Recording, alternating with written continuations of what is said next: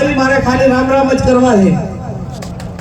હમણાં મને એક મીડિયા વાળાનો ફોન આવ્યો, હું રાત્રે ટ્રમેલમાં હતી એટલે મેં એમને એમ કીધું ભૂવાને બધાને કીધું દોડતા દોડતા નાળિયેર મારા આમ નાખજો થોડું અને આશીર્વાદ આપજો.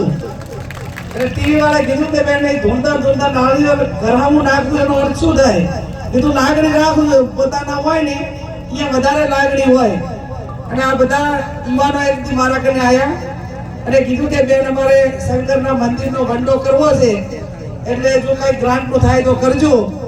એટલે ઓલી દૂધની ગાય હોય ને એની પાટમાં સાહેબ ખમાય અને અબાળા ઉપર તો મને ખૂબ લાગણી. ગણો ને કે 90 થી 95% વોટ આવે.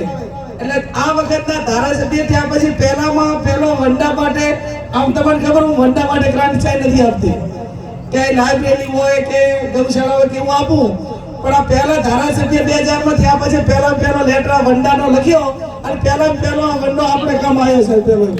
આ પહેલી મીટિંગ આપણે જ કરી. આ અનેક કામો કરવા માટે જ્યારે 5-25 આગેવાનો આવે ત્યારે ક્યારે પણ થાલા આજે પાછા નથી ગયા. તમામને સાથે રાખીને નાના મોટા સર્વ વિકાસ તમામ હેતુ તમામ માટે લાગુ પડતું હોય એવા તમામ કામો કરવા માટેના પ્રયત્નો કર્યા છે. ત્યારે નરેશ્વરીની પદયાત્રા હોય ત્યારે પણ આ પટો આખો ભેગો હેડ્યો, ધીમાની પદયાત્રા હોય ત્યારે પણ આ બધા જ આગેવાનો વડીલો હાથે હેડ્યા. દત્તક દીકરી લીધેલ સંગીતાના લગ્ન હતા એ ટાઈમે પણ આ પટાના તમામ યુવાનો એ મહેનત મજૂરી કરીને બીજા મહેમાનોને જમાડવા માટેનું અને બધું જ મંડપનું બધું કામ કરતા હતા. એટલે ક્યારે પણ કે તમે પીછેહટ નથી કરી, એનો મને ખૂબ રાજીપો છે. બાબર તાલુકે કાયમી મને મોટી કરી છે, આજ આટલા સુધી પહોંચાડીને એમાં સૌથી મોટું યોગદાન બાબરનું છે, વાવનું છે અને સોયગામનું છે. એટલા માટે કે જો તમે બીજી ટર્મ ધારાસભ્ય છું અને ધારાસભ્ય દરમિયાન કે અમારું કામ કરતા નથી, અમારે ત્યાં આવતા નથી, કોમબાજ કરે છે, આવી બધી જ વાતો તો દાતા અને અંબાજી થરાદ નામે ગઈ હોત તો આપણને ટિકિટ ના મળોત. પણ પહેલું બધા સર્વે વાળાએ સર્વે આઈ કર્યું વાવ બાબરને હોય ગામમાં કે આ બેને લોકો વચ્ચે રહ્યા કામ કર્યું છે, પોતાનો કોમબાજ નથી કર્યો, બધાને ભેગા રાખીને ચાલે છે. મને કોક આમ સાહેબ તમને બધાને કડક લાગે થોડા ઘણું, પણ આમાં કોઈને પૂછો એ તો ચાક આગેવાનાને થોડા ઘણું ચાક કડક થવું પડ્યું છે. બાકી લોકો તો મને ગમે બોલે તો હું ક્યારેક કદીએ એવું નથી કહેતી કે આને કેને આવું કર્યું. ત્યારે મારા હંમેશા પ્રેમ સ્નેહ લાગણી એ તમારી કાયમી હચવેલી છે. ખૂબ મોટી જવાબદારી આ તમારી બાબર તાલુકાની છે, આ વિસ્તારની છે. એટલા માટે કે આટલા દાડા આપણે 3 તાલુકા પૂરતી ચૂંટણી હતી, હવે 12 તાલુકા છે અને આ નડાબીર થી કરીને અંબાજી છે. હું માનું ત્યાં સુધી આજે 1 મહિનો ને 10 દિવસ થયા. 1 મહિનો ને 10 દિવસમાં એક પણ દાડો રવિવારે નિહાળીને રજા પડે, પણ મુરજીભાઈ મારે ત્યાં 1 મહિનો 10 દાડામાં એકે રજા પડી નથી. અને છતાં તમારા બધાના આશીર્વાદ છે, પ્રેમ છે, લાગણી છે એટલે રાત દાડો ખેંચીને આજ આખા જિલ્લાની અંદર માહોલ ઉભો કર્યો છે. અમે તમામ પ્રકારની સગવડો છે, સંસાધનો છે. અમે બેંક છે, ડેરી છે, પોલીસ છે, પૈસા છે, સમાજનો સુખી લડવા વાળો છે. આપણે તો કાંકરા પાડ બધાને ટેપે સરોવર ભરાય. પણ મારે અભિનંદન આપવા છે સમગ્ર બનાસકાંઠાની 18 આલમ 36 કોમને કે 1 મહિનો ને 10 દાડા થયા. તમામ મંડપ બાંધવાના હોય, માઇકની વ્યવસ્થા કરવાની હોય, મીટિંગની વ્યવસ્થા કરવાની હોય, ચા પાણીની વ્યવસ્થા કરવાની હોય, એ તમામ સમાજે છે કે નડાબેરથી કરીને અંબાજી 14 તાલુકામાં તમામ લોકોએ કરી દે એ વાતના હું સમગ્ર જિલ્લાને અભિનંદન આપું.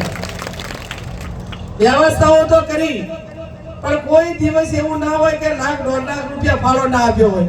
અને આ વખત તો ચૂંટણી પાછી લાંબી છે એટલે રોજના લાખ ગણો તો સાહેબ ₹50 લાખ તો ફાળો જ ગણી લેવાનો હોય.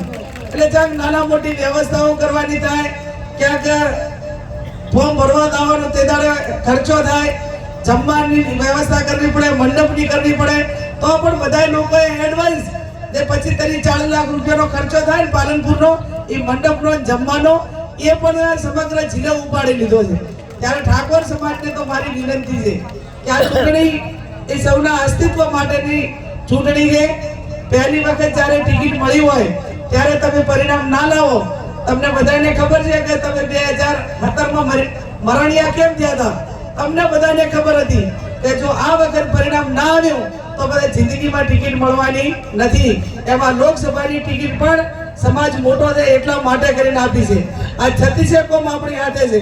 આમ તમે જો તુલસીભાઈ થી કરીને આટલા બધી બધા આગેવાનો બેઠા, 18 આલમ 36 કોમ આપણી હાથે હોય ત્યારે હું તમારા બધા વતી આમને બધાને ખાતરી આપું છું કે આજે તમે અમારી સાથે ગભે ગભો મિલાવીને ચૂંટણી લડો છો, તમારી બેનને દીકરીને મદદ કરો છો, એનું ઋણ ઉતારવાનું આવશે ને ત્યારે ઠાકોર સમાજ ક્યાંય પીછેહટ નહીં કરે એની પણ હું તમારા બધા વતી સ્ટેજના આગેવાનોને સૌને ખાતરી આપું છું.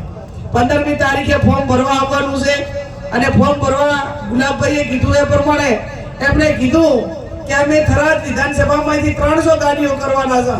એટલે ડાલુ, ઇકો ગાડી, પિકઅપ હોય કે આ પ્રકારના સાધન, બોલેરો ગાડીઓ, આવી સાધનો બધા આપણે લઈને જવાનું છે. અને ચડોતરથી તો આપણા આગેવાનોએ એવું નક્કી કર્યું છે કે આપણે ટ્રેક્ટર કે બળદગાડામાં કે મોટિયા કે આવું લઈને ફોર્મ ભરવા જવાનું, આખું અલગથી જ જવાનું. ત્યારે તમે ખૂબ મોટી બધી સંખ્યામાં હાજર રહી અને એક દાડો ટાઈમ કાઢજો. એક દાડો ટાઈમ કાઢશો તો આખો માહોલ એ પાલનપુરની અંદર 1 લાખ વસ્તી ભેગી થાય અને માહોલ બંધાય તો 2-5% લોકો જે માહોલ જોઈને વોટ આપવા વાળા હોય છે એ માહોલ જોઈને વોટ આપવા વાળા એ 100% આપણને મદદ કરે. એટલે આપ સૌ ભાઈ લાંબા સમયથી બેઠા છો. હવે હું આ વિસ્તારમાં નહીં આવું તો ચાલશે ને? ચાલશે? આ 20-25 વર્ષથી એક ઘર બાકી રાખ્યું નથી અને તો અભિયાન વાટતું બેહો તો બધા સમાજના કોંગ્રેસ વાળાના અમારા બધાના ફૂટ્યા પણ કે બેને તો હજી મને ફોન નહીં કર્યો. એટલે પણ આ 20 વર્ષથી દાડો તમે કહો દાડો એ ઉગાડું છું, રાત કહો તો રાત એ કરું છું. એટલે ફોન કરો, સમાચાર મેળો એટલે 24 કલાકમાં ક્યાંય તમારું આમંત્રણ પાછું પડ્યું હોય અને મારી હાજરી ના હોય એવું ક્યારે બન્યું છે કે ક્યાંય નથી બન્યું ને? તો ભાઈ હવે 15 દાડા 20 દાડા તમારે બધાએ સંભાળવાનું છે અને સંભાળદે એટલે ચાક નાના મોટા સમાધાન હોય, બીજા સમાજમાં જવાનું હોય, ચાક વિનંતી કરવાની હોય તો મારા વતી જે કઈ નાના મોટી ખાતરી લેવાની હોય એ પણ લઈ લેજો. 15મી તારીખે ફોર્મ ભરવા આવજો અને 7મી તારીખે જેમ 2022 ને 2017માં વોટિંગ કર્યું એવું ને એવું કચકચાઈને વોટિંગ કરી અને 4મી તારીખે પરિણામ આવે ત્યારે છે પાલનપુર થી કરીને વરઘોડો ઢીમાથી આમ આવે અને અબીલને ગુલાલ ઉડે એના જશના ભાગીદાર આપ સૌ બનો એ શબ્દ સાથે આપ સૌનો ખૂબ ખૂબ આભાર.